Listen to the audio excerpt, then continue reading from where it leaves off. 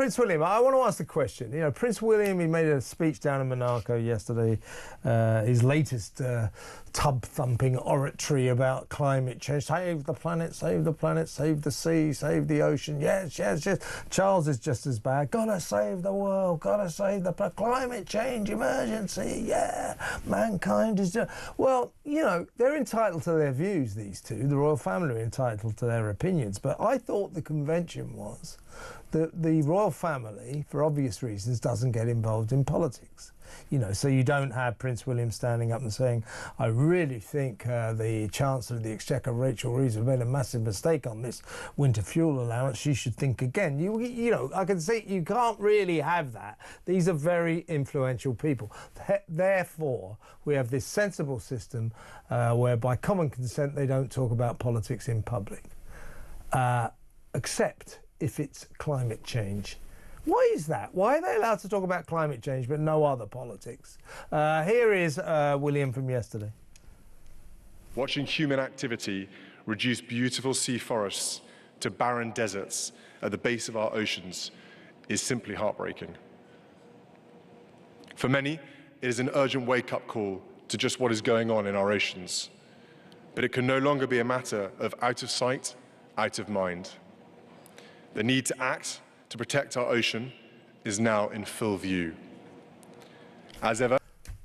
And so on and so forth, usual old claptrap. That was actually a couple of days ago in Monaco at the Blue Economy and Finance Forum in Monaco on Sunday.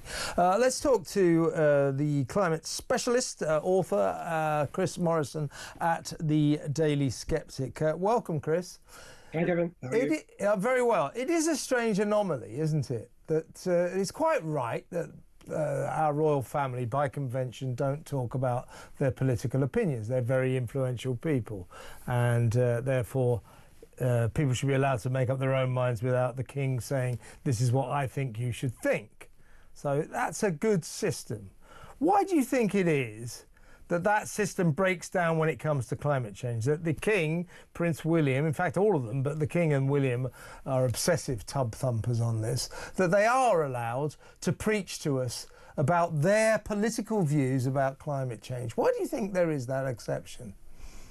Well, I would suggest that there's nothing wrong with them talking about science, climate change. The problem is they know nothing about it. I'm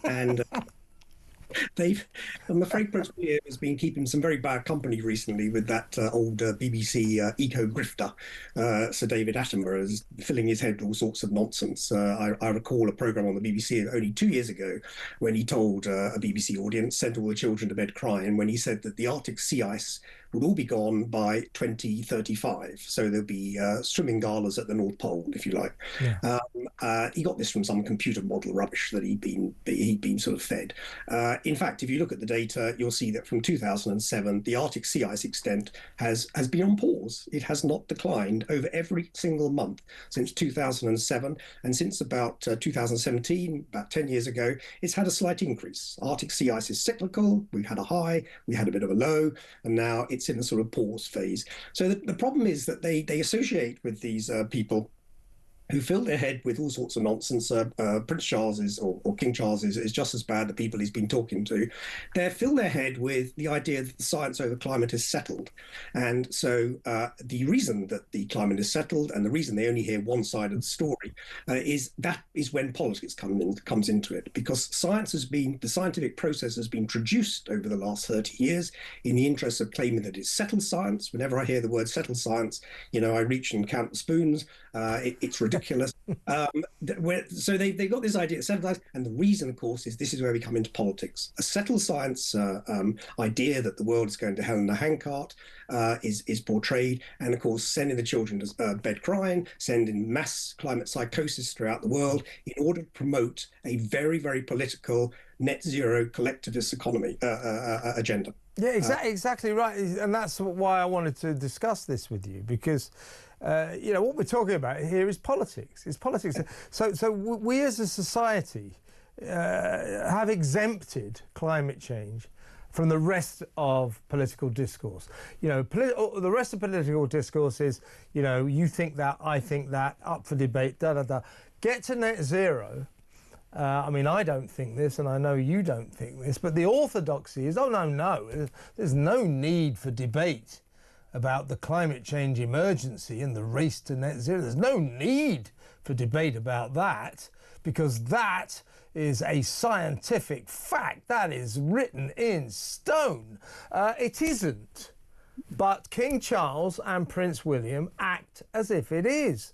So they are preaching debatable nonsense to people as if it's fact. And I think that this country, Britain, the Prime Minister, unlikely to do it, but you never know, needs to have a word with these two and say, look, this is politics. You've got to stop doing this. Because basically, what are William and Charles doing at the moment? They are doing that madman, Crazy Ed Miliband, the biggest favour of his life by basically backing him up. Charles undoubtedly believes almost every word that lunatic says. William's not far behind. I think this is a problem, I really do.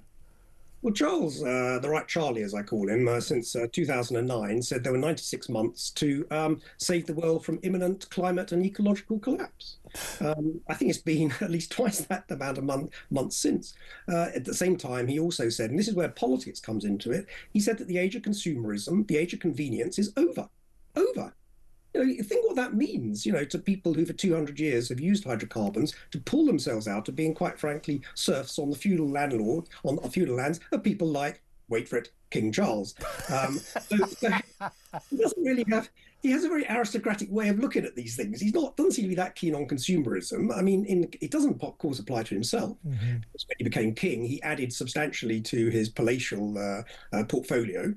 He's now got goodness knows how many houses all around the world. He in fact was reported to find himself in club class once. He was on a trip to Hong Kong and he couldn't work out why the seats were so uncomfortable. he thought he was in first class, but the seats were very uncomfortable. He complained for the royal posterior. He was in business class. I mean, this man has a fleet of private planes usually to take him around, a chauffeur-driven limousines. He's even got his own train, of course. Yeah. So, of course, this sort of consumerism is not like to sort of stop him. Like a lot of his class, they're kind of appalled by how wealthy people have got, how they have stuff, and all this wasteful consumerism and all this sort of stuff, and so they almost meet in the middle with people like Miliband, who's essentially a sort of neo-Marxist, who doesn't believe in capitalism. So Charles doesn't believe in consumerism. Miliband doesn't believe in capitalism. So they go on really well. Yeah. So somehow or other, I mean, it's a forlorn project, I would suggest, but somehow or other, I'd like to get it over to them. I don't think they realise. I don't think Charlie or William realise that when they make these speeches about the planet dying in 3 days' time and how we've got to stop consuming anything at all, etc., etc., I don't think they realise that this is flat out serious politics. So I wish someone could convey this to them, that you are breaking the sacred rule of royalty. You are preaching politics to the people, and they should be stopped. But I think that they don't realise it. Like everyone else involved, the people who've swallowed the kind of net zero Kool-Aid, they just think it's a fact. It's a bit like the BBC, isn't it? It was some 10 years ago or something. Wasn't there a memo sent round to all the journalists? We no longer debate the climate change emergency. It is a fact. That is the bedrock of our coverage of climate issues. It is a fact that the planet is dying. It is a fact that mankind is destroying it. So it is this kind of weird orthodoxy that the BBC bought into, and now the royals. That I think this is worrying. I think it's worrying. Very worrying. I mean, I remember that BBC memo. Franz Unsworth, who was the head of news, said that we don't debate climate change now because it's like we don't debate the final score when the referee whistles blows. It's 3-2. Get over it. It's this is their mindset over science, which is a process of continual investigation and process. They completely banned it at the BBC. It's really quite odd, but it leads into all sorts of peculiar things. Because Prince William, again going back to him. He's got this Earthshot Prize, which gives £1 million to 5 times a year to entrepreneurs who have some idea to sort of save the planet or whatever. So anyway, 5 years ago, they gave it to a company called Coral Vita in the Bahamas. Now, Coral Vita's great idea was because all the corals are disappearing. They're not, by the way, but we'll come to that. All the corals are disappearing. Then they would incubate them and they would plant them in the sea. So I looked today up at this site. I sort of knew about this. Since they got the prize 4 years ago, they planted 15,000 corals in the sea. Nice sort of job, I would think. Just a sort of job maybe for a sort of gap year, for a sort of a nice, person who's doing a degree and look good on the CV. Anyway, so it's 15,000, which works out at 3,700 plants they're planting a year. So I looked up with them. I asked my friend Mr. Grock to give me an estimate of the number of corals there are in the sea, and he, a very polite AI program, but it came up with the correct idea that in the Pacific Ocean alone, there's not a lot of work done on this, but there are 500 billion corals. That's 500 billion. So I worked out the percentage of the corals, they're 3,750 annual, compared with the number of corals in the Pacific. And I say that's only a part number. And the answer was, and if you're sitting comfortably, Kevin, I'll start. This is a percentage, 0.00000, still with me? Yes. 0.0075%. Thanks, William. You just saved the planet. Thank you so much. So he has produced 6 zeros, that is, 75%. That's his contribution, and £1 million has gone down the Swanee. £1 million down the Swanee. I just wanted to sort of go up to William and Charles and say, look, there are some of us out here. In fact, there's quite a few, you'd be surprised at, who are sceptical about all of this stuff that you have swallowed hook, line and sinker. So I just think we have to do something about it. And by the way, of course, why is Greta Thunberg making a fool of herself in Israel at the moment? It's because some years ago, she confidently predicted that humanity would be dead. All of us destroyed by 2023. So she's reeling from the disappointment that prediction didn't come true. So she's moved on to free Palestine, save Gaza.